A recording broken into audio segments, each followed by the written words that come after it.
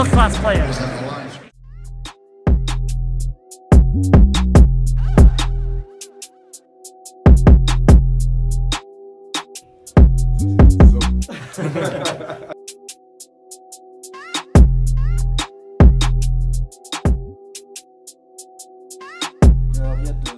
Merci de nous avoir accueillis chez toi, ici à City. Tu rentres dans le palmarès du DZ Foot Award, qui a été remporté par le passé par Belmadi, Saifi, Bouguera ou Corziani. Qu'est-ce que ça représente pour toi justement d'être avec tous ces anciens joueurs qui sont passés avant toi? Non, c'était des super joueurs. Bon, Jamel, c'est mon coach maintenant. Non, ça fait plaisir, voilà. Toujours de recevoir un trophée, ça fait toujours plaisir et voilà, je suis content. Si tu devais résumer l'année 2019, quelle est l'image qui te vient là tout de suite? Dans la Coupe d'Afrique. Quelle image, à quel moment exactement dans la Coupe d'Afrique qui te revient Quand le président de la CAF il me donne la coupe. T'as senti quoi?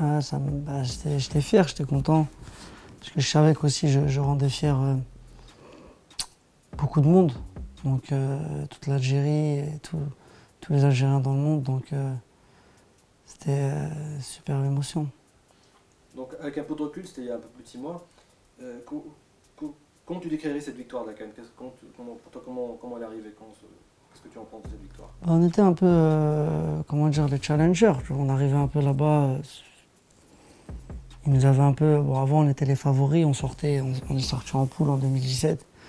2015, on était pas mal, mais on est sorti en quart de finale. Mais depuis l'époque des 2010 et tout ça, ils n'étaient jamais allés en demi. Et on l'avait jamais gagné depuis 90. Donc voilà, on a eu pendant un moment cette étiquette de favori qu'on n'a pas su, garder, on n'a pas fait les choses pour garder cette étiquette de favori. On n'est jamais allé en demi, on n'est jamais allé en finale. Donc quand on est arrivé en Égypte, on arrivait un peu sur la pointe des pieds. Voilà, on savait qu'on avait une poule à notre portée. On se méfiait juste un petit peu du Sénégal.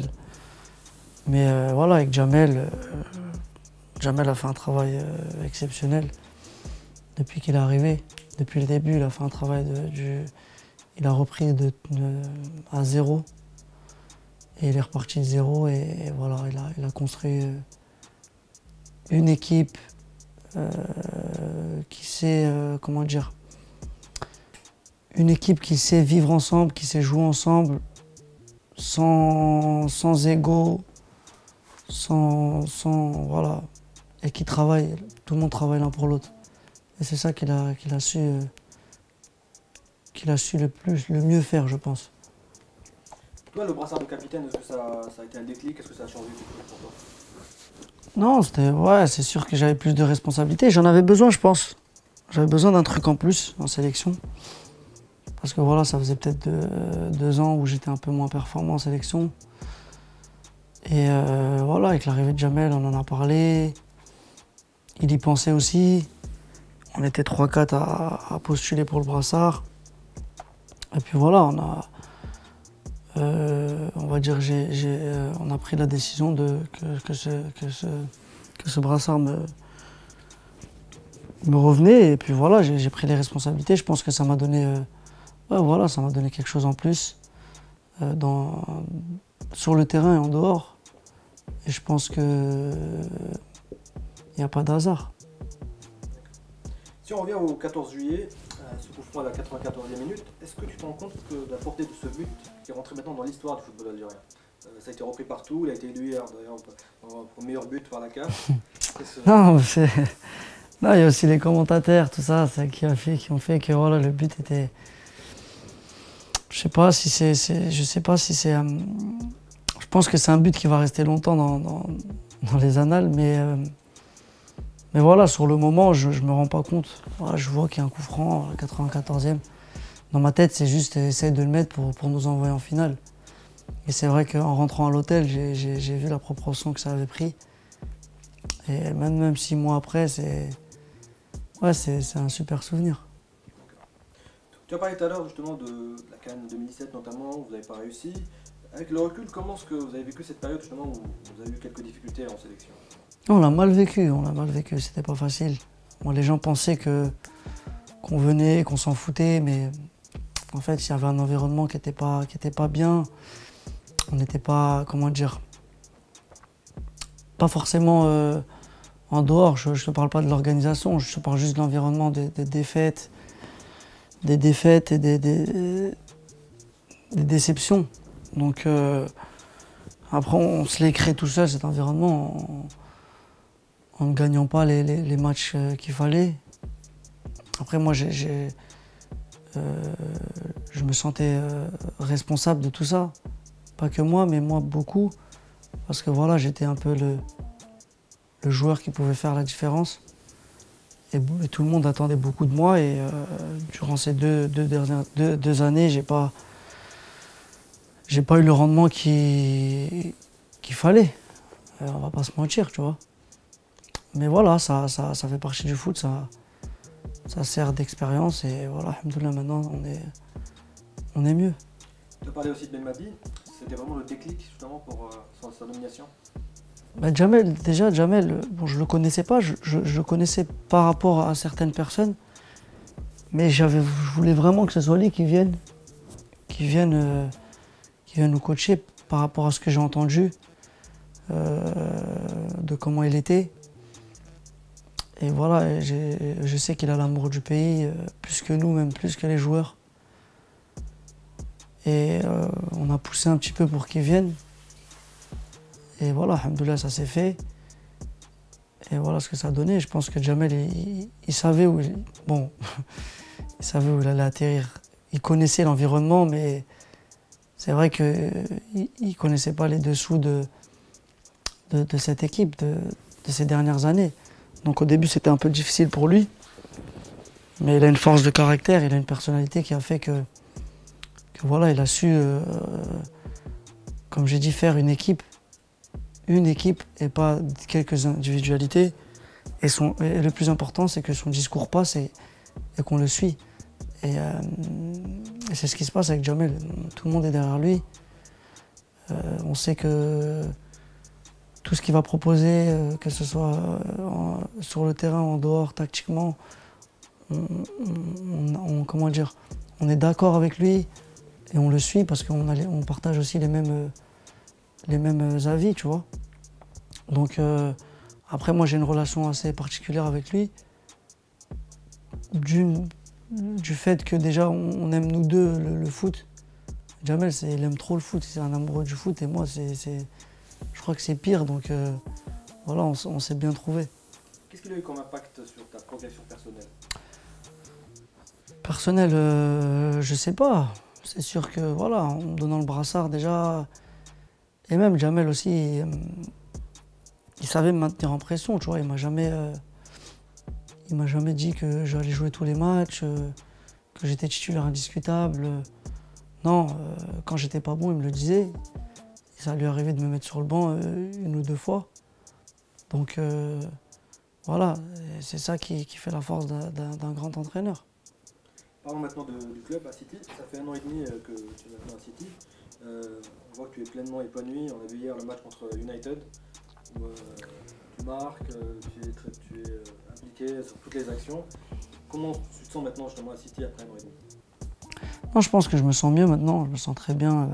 J'ai très bien commencé. Après la CAN, j'ai eu 10 jours de vacances. J'ai pas beaucoup coupé. Mais c'était voulu de ma part. Parce que je voulais enchaîner. Quand tu fais ce métier, des vacances, t'en auras, ok, mais tu dois penser d'abord à ton football, ta carrière. Je pensais que c'était nécessaire pour moi de revenir le plus vite possible. Et voilà, j'ai très bien commencé. Après, voilà, j'ai eu un petit moment où j'ai moins joué encore cette année, durant octobre, je crois. Octobre, j'ai un peu moins joué. Voilà, il y a beaucoup de concurrence, mais là, j'ai su revenir. Ici, il faut être très fort mentalement. Faut être très fort mentalement. Faut être très performant aussi, souvent. Parce que voilà, sinon, si tu l'es pas, il y a quelqu'un qui va prendre ta place. On voit que tu es de plus en plus influent justement dans le jeu de l'équipe. Contre Everton, tu as même joué au cœur du jeu. Comment est-ce que justement, tu te sens dans le cœur du jeu, comment tu es influent sur le jeu? J'aime bien jouer en numéro 10, surtout Bon, je ne jouais pas en numéro 10, peut-être numéro 10 un peu écarté. Mais surtout dans notre équipe ici à City, parce qu'on fait bien tourner le ballon, on connaît les espaces, où ils sont les espaces. On a notre circuit, on sait ce qu'on doit faire quand on rentre sur le terrain. Donc tu prends du plaisir, tu te mets entre les espaces et le ballon il va venir tout seul. Et après, dans les 30 derniers mètres, c'est à toi de faire la différence, de créer quelque chose. Cette saison, tu as marqué 6 buts, 8 passes en 17 matchs. Quels sont tes objectifs personnels avec City cette saison? Personnel, essaie de marquer, essaie d'être encore plus décisif. Parce que voilà, on va pas se mentir, je suis un joueur offensif et je vis que par ça. Personnellement, je me verrai pas, voilà, ne pas être décisif. C'est important pour moi. Donc voilà, être le plus décisif, essayer d'aider le plus possible mon équipe. Riyad, quand on parle avec d'anciens coéquipiers à toi, quand on parle avec des gens qui t'ont côtoyé, il y a une chose qui revient souvent, c'est ta force mentale et ta conviction. C'est-à-dire, dès Le Havre, dès Quimper, on a toujours entendu que tu étais convaincu de tes qualités et que tu savais que tu allais aller très haut. Comment tu as réussi à garder cette sérénité tout au long de ton parcours et surtout quand ça allait pas et au contraire quand ça allait très bien et que tu as été porté par tout le monde comme étant un joueur leader et un très grand joueur? Non, c'est vrai que j'ai toujours eu cette force mentale, cette confiance, je sais pas. J'ai toujours cru en moi. Depuis que je suis petit, je sais, peut-être que j'ai toujours eu confiance en mes qualités. Et je pense que je me suis pas trompé parce que voilà, où je suis maintenant, je pense que c'est mérité, c'est dû au travail.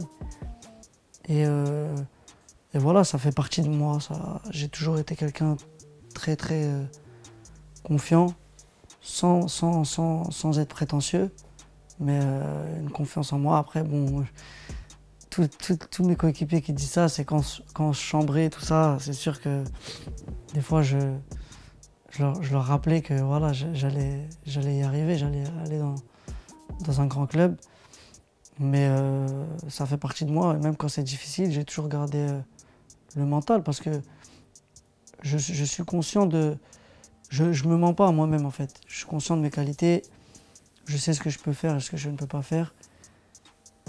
Et voilà, je savais que je pouvais m'imposer ici.